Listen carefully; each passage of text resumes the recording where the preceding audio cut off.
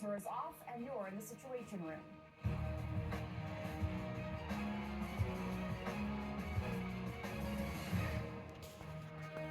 This is CNN Breaking News.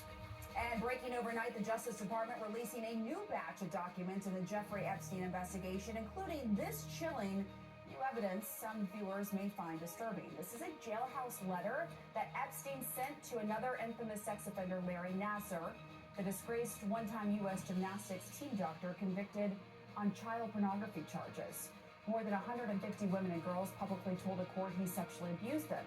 Well, this letter from Epstein to Nassar appears to include a reference to President Trump. You should know President Trump is not accused of any criminal wrongdoing. Let's go live now to crime and justice correspondent Caitlin Polans, who has been very busy sifting through all these new documents. What are you learning here, Caitlin? Well, Pamela, there are 3 documents of note already that we have gone through and looked at and tried to understand more, all of which tie back to Donald Trump. This is in a way that the first batch of the Epstein records that were released on Friday just didn't. And in these new records that we're getting now, there is one from a prosecutor who was working on the case against Epstein co-conspirator Ghislaine Maxwell in 2020 while Trump was president, flagging to people somewhere in the Trump administration or the Justice Department that Donald Trump rode on Epstein's private jet more times than had previously been known to the Justice Department, 8 times total, including alone with Epstein and with passengers who were women who could be possible witnesses against Ghislaine Maxwell in that case. That's a pretty notable development. The other notable development here is what appears to be a letter, a handwritten letter signed by a J. Epstein and sent from the Metropolitan Correctional Detention Center in New York where Epstein died. It was postmarked 3 days after Epstein's suicide in 2019, written to another convicted pedophile, Larry Nassar. And Epstein writes in this handwritten note, or at least it appears to be Epstein, writing that, quote, "Our president also shares our love of young, nubile girls," a disturbing message sent through the federal detention system from the New York jail where Epstein was to Nassar in federal prison in Arizona at a moment where Epstein was dying, where he, right around the time he died. The third thing that we have just seen as well in these documents is a 2021 subpoena to Trump's club, Mar-a-Lago, a place where Epstein had frequented, that Trump apparently kicked him out at some point, cutting ties with him.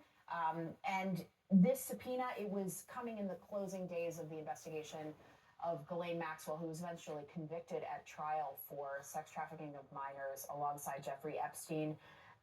The subpoena, it was from 2021 and asking for any and all employment records relating to a person who is not named in the filing. And it's not clear if Mar-a-Lago or anyone in the Trump world, ownership of Mar-a-Lago, would have complied with this subpoena, but it was asking for records after an accuser, Virginia Giuffre, had said that before she passed away, that she had said that she had been recruited from Mar-a-Lago, working there to work for Epstein and Ghislaine Maxwell. So a lot of different pieces here. The Justice Department as well has clearly understood at this point that Trump is all over these documents and that they want to address it. So they're putting out a statement on social media, a very unusual statement for this Justice Department, or for the Justice Department generally, saying that, quote, "Some of these documents contain untrue and sensationalist claims made against President Trump that were submitted to the FBI right before the 2020 election. To be clear, the claims are unfounded and false. And if they had a shred of credibility, they certainly would have been weaponized against President Trump already." So these documents, they are coming out from the documents the Justice Department already has, and the Justice Department is publicly going to bat to say that these allegations against Trump may be false, but they are records you can see for themselves now in the Epstein library. But I just want to note for our viewers, Friday was the 30-day deadline. That's right. Right, to release files like this. Yes. I mean, this would not have been protected by the law and yet it's coming out several days after that 30-day deadline, right? Yes. This was a tall task for the Justice Department to get through these files. And I've even talked to people, former officials who have been very critical of this Justice Department, who have said, I'm actually impressed that they are getting through all of this. The Deputy Attorney General has said that they are still working through documents, and that even though Friday was the deadline set by Congress in that law to release all the Epstein files, they were still making redactions. And that morning, Deputy Attorney General Todd Blanche even said, we're going to have several 100,000 more to come. Now, the question remains, and you raise a very important question.